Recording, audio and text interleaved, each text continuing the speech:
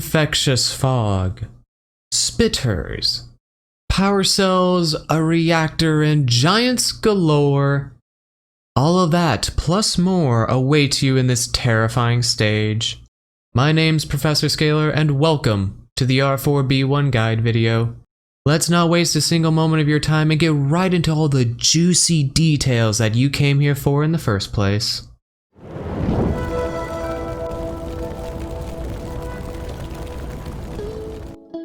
For this level, I would recommend 2 sentries, either burst or auto, doesn't really matter too much, a mine deployer, and a bio tracker. The sentries are pretty standard, and they're going to be helping out quite a bit because you're going to need a lot of firepower when you're dealing with the extreme objective. The bio tracker is useful since you'll be going through a ton of zones that are covered in either infectious fog or pretty much pitch black. Sight is going to be greatly impaired in quite a few areas in this level, so having the bio tracker to be able to see where enemies are and how many of them is a major plus. The mine deployer is a little bit of an interesting one though. In this stage you will have a reactor objective, and normally reactor levels don't do very good with mine deployers, due to the fact that you're going to have a lot of wide open areas and tons of enemies coming after you, but they're going to be coming in smaller groups, and mines don't really do a good job of taking care of that type of stuff. However, there are many uses for mines throughout the rest of the level, and I have found a few tricks that can actually make mines much more efficient during that reactor sequence. But more about that when we get to that point. If you want to, I can argue swapping out the bio tracker or the mine deployer for a 3rd sentry. However, a C-foam launcher I don't think is necessary for this level whatsoever. Loading into R4B1, you're going to see that your main objective is to distribute 3 power cells into specific generators found throughout the level. You start off in zone 51, and you're given a terminal pretty early on, which is good because there's a list of things you need to check for before you move forward.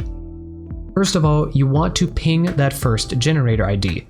It's always going to be in zone 51, but you want to figure out which room it's in since there are 3 potential spawn locations for it.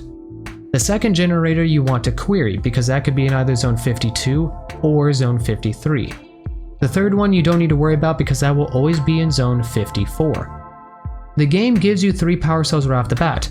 However, there's a 4th one hidden away in zone 51, so you want to ping that one to figure out which room it's in. That 4th power cell is required if you want to do the optional objective, or if you do skip the optional objective, it can be used to open up a resource room later on. There are 2 colored key cards in zone 51 as well. Ping both of them because each of them go to either zone 52 or 53, so you might as well grab both of them. There's a bulkhead key you're also going to want to ping, and finally there's a fog turbine that you're going to want to ping as well because this is going to be required for the last half of this level. Once you know where all these things are located, you can start moving forward. If you're lucky and the fog turbine is in room A or B with you, you can pick it up right away. If not, you're going to have to hack a door open through infectious fog and get moving.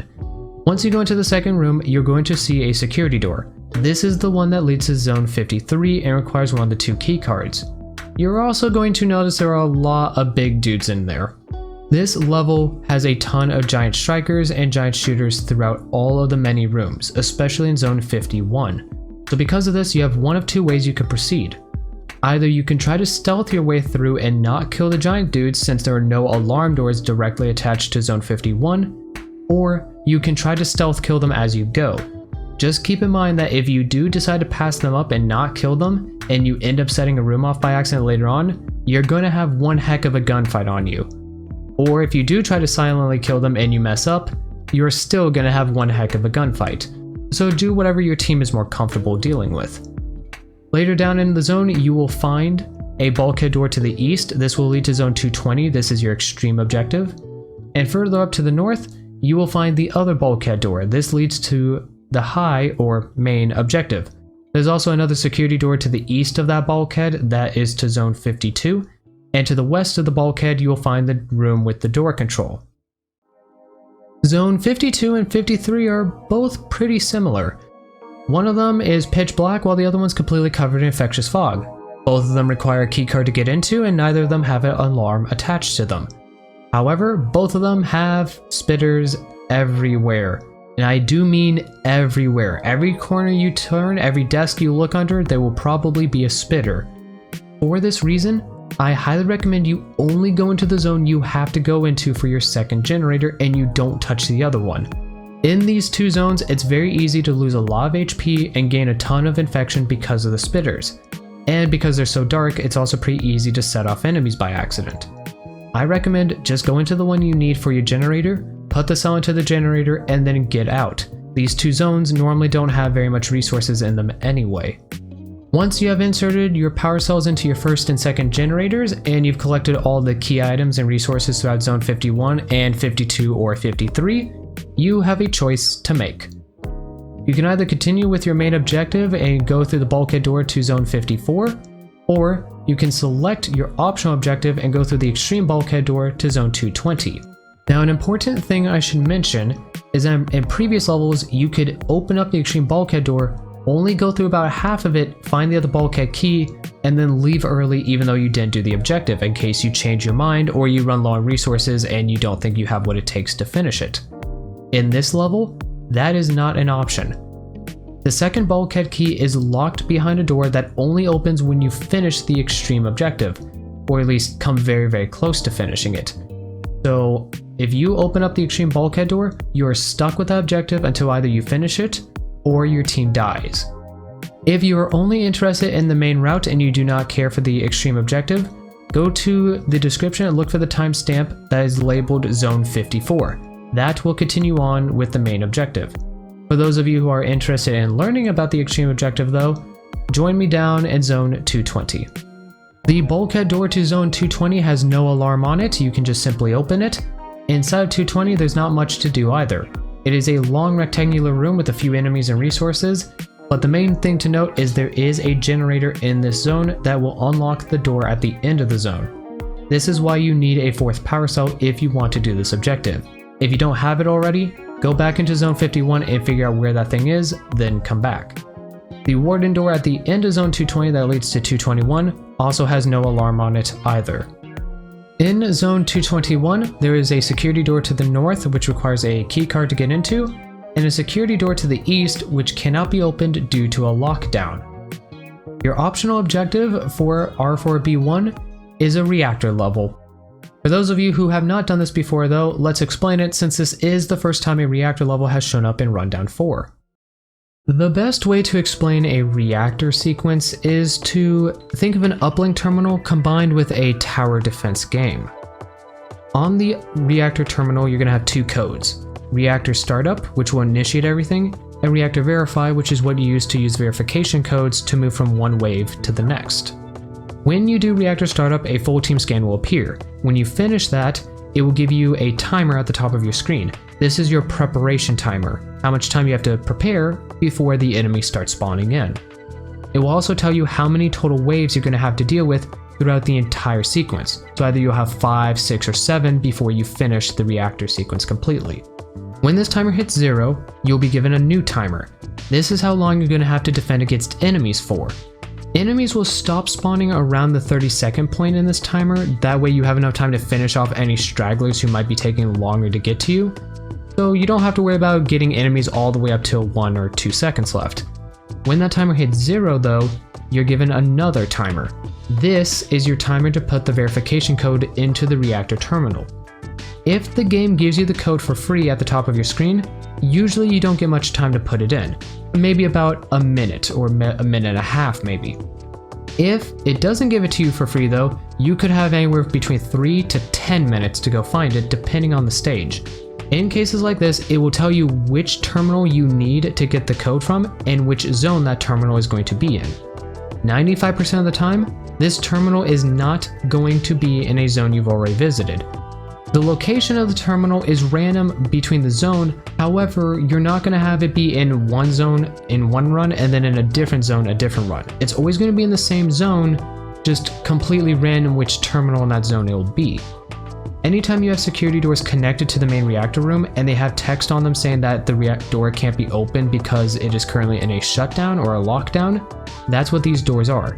These doors will over time be accessible because of the reactor sequence. When you go into them, you have a brand new zone to explore: enemies, resources, and terminals. You need to find a terminal and see if it's the correct one. If it isn't, use it to ping where the correct one is and go find that one.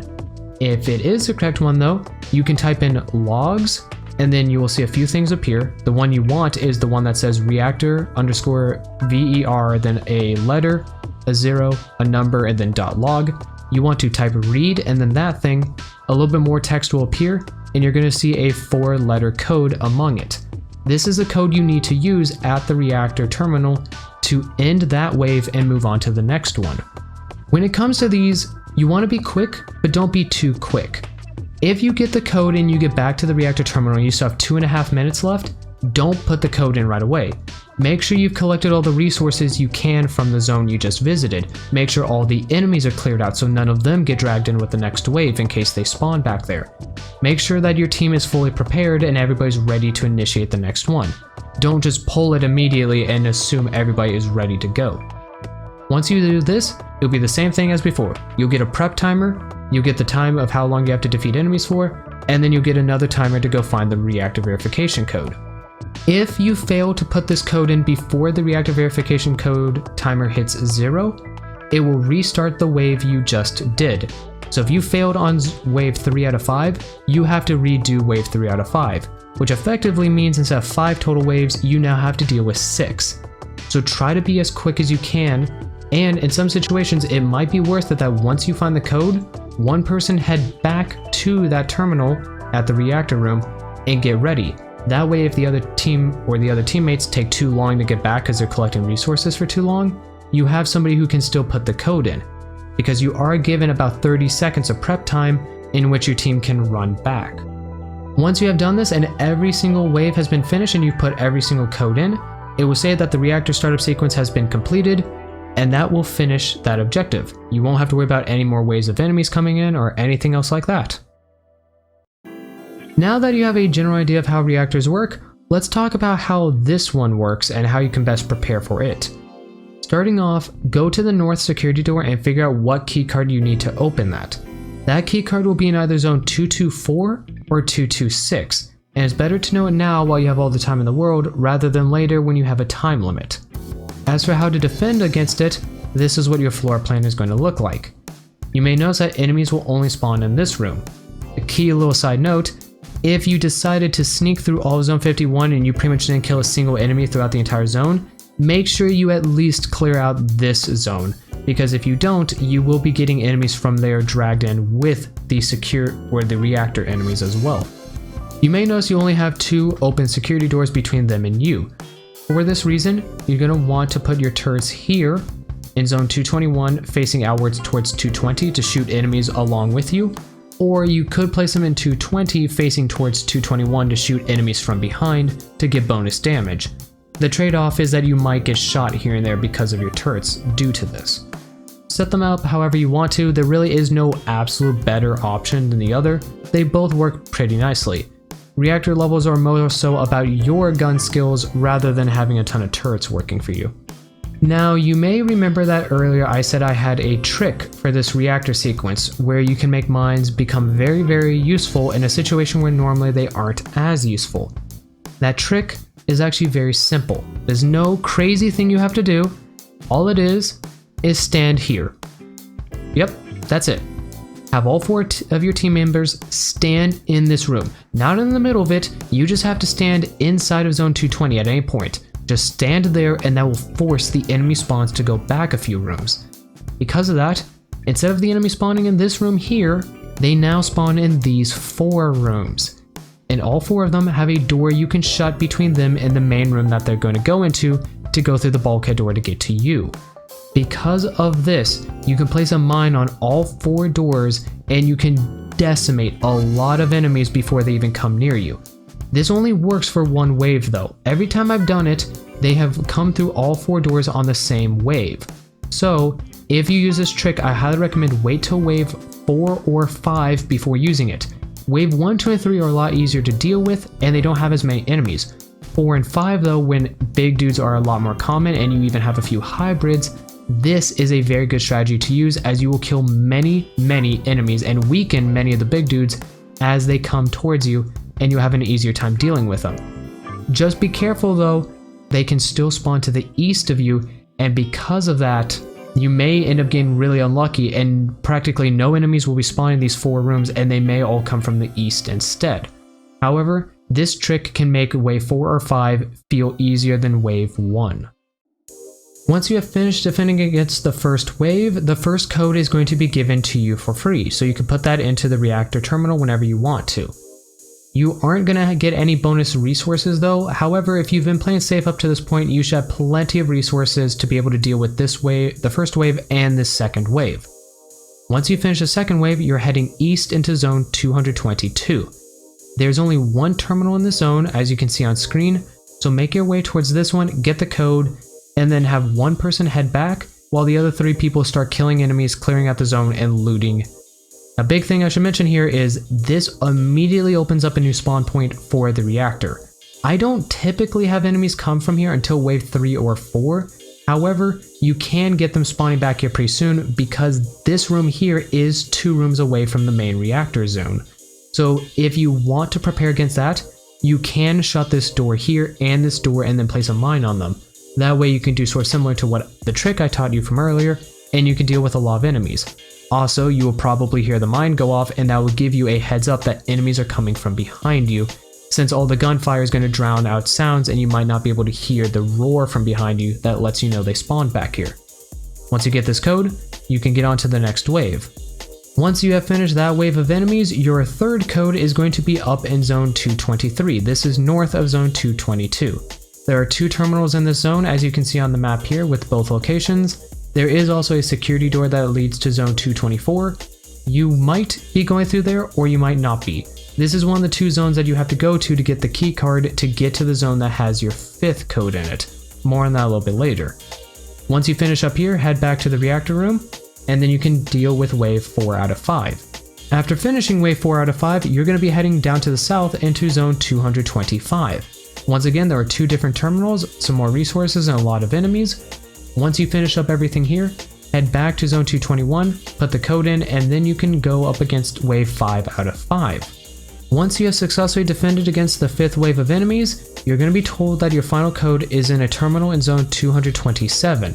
However, to get into that zone, you need a key card. This is why I said you should query it early on, since you already have the knowledge of what key you need. If it is in zone 224, you're heading up to the north into zone 223. If you need 226, you're heading to the south into 225 to get there. Both of the doors that you could potentially go through are cluster 3 alarm doors. Let's start off with zone 223 and what that floor plan is going to look like. This one is pretty simple because as long as you leave the one door open, enemies will always funnel to this door here, and this is the only one you need to worry about. Place all of your resources on it. I highly recommend using C-foam grenades if you have them on you, due to the fact that enemies don't have to travel far to get to you, and cluster 3 alarms do take a little bit of time to finish. If you're heading to the south though, this is what your floor plan is going to look like. This one's a little bit weird because to me this doesn't make sense because this isn't really the fastest path to get to you, but they will only seem to ever go for this door here, so focus your resources on this. I've actually attempted to open the northeasternmost door, and for some weird reason they still won't take that route. They only seem to go for the door down there. Once you get into the zone, your top priority is to find the terminal that's in the zone. Zone 224, it's straight to the east of the security door that you opened. You might be able to just straight up see it after you open the door. There are going to be quite a few enemies in these zones, and there may be quite a few resources. You don't care about any of that though. You care about getting to that terminal, pinging where your key card is, getting to the box or locker that key is in, getting that key, and getting back to zone 227. The last thing you need right now is to take too long and have to redo the 5th wave, because you probably won't have the resources to do that wave over again. You can always come back to these zones and collect the resources once you have finished the reactor startup sequence. If you need to go to zone 226, your terminal is going to be right here. There is a bit of infectious fog next to the terminal and in the doorway, but it's not too big of a deal. Just use a fog repeller if you have one on you. The rest of the zone isn't covered in infectious fog, so you do not need to bring the turbine with you. Once you get the keycard, you can head back to zone 227, which is just a basic security sequence. There is no alarm tied to it.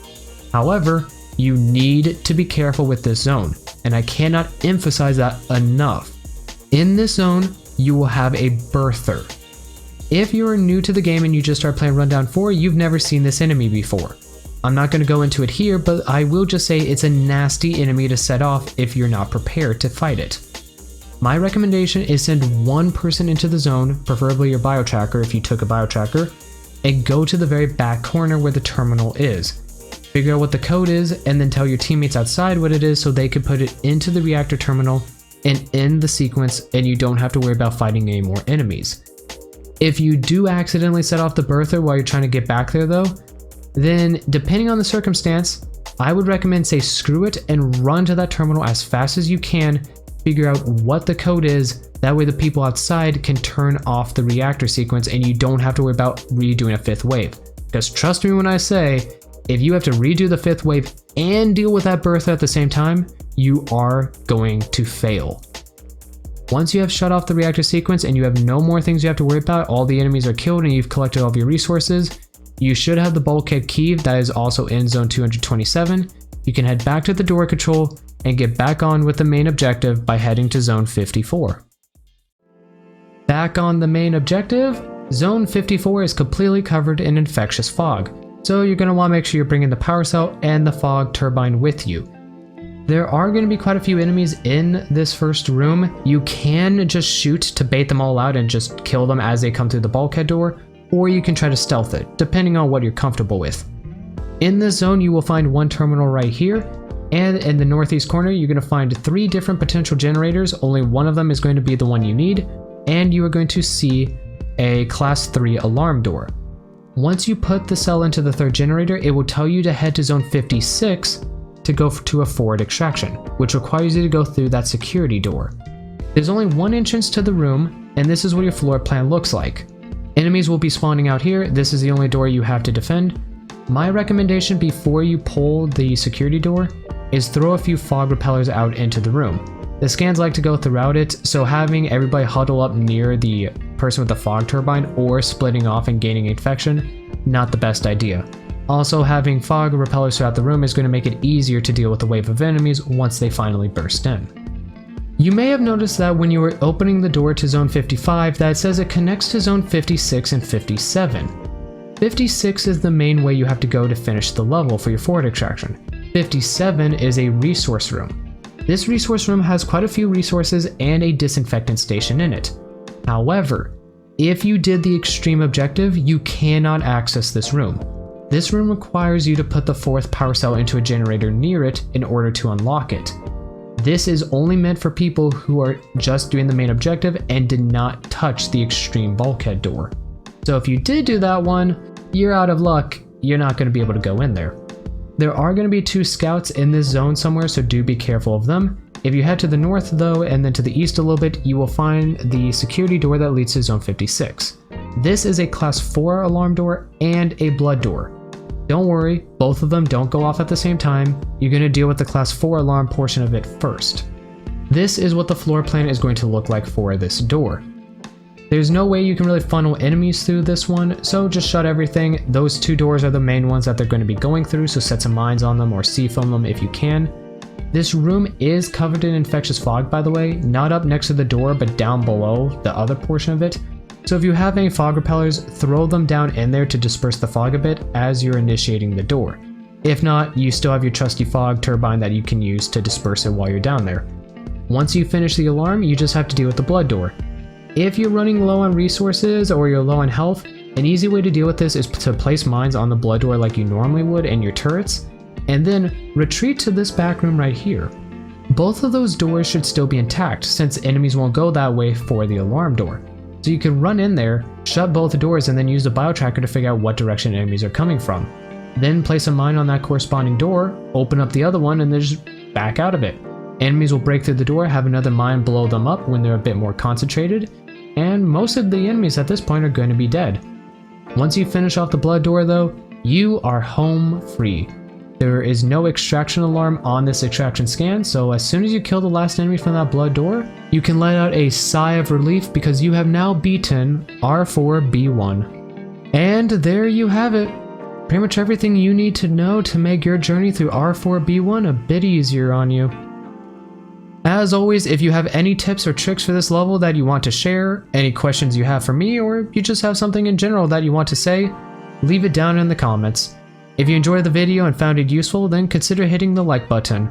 I know pretty much every single YouTuber out there asks you to do this, but it really does help out the channel and it helps these videos get noticed by those who really need them. And if you want to become part of this community, hit that subscribe button and ring that bell to get notified whenever I post a new video. Until next time, stay safe, cherish those who are close to you, and I'll see you all in the next video.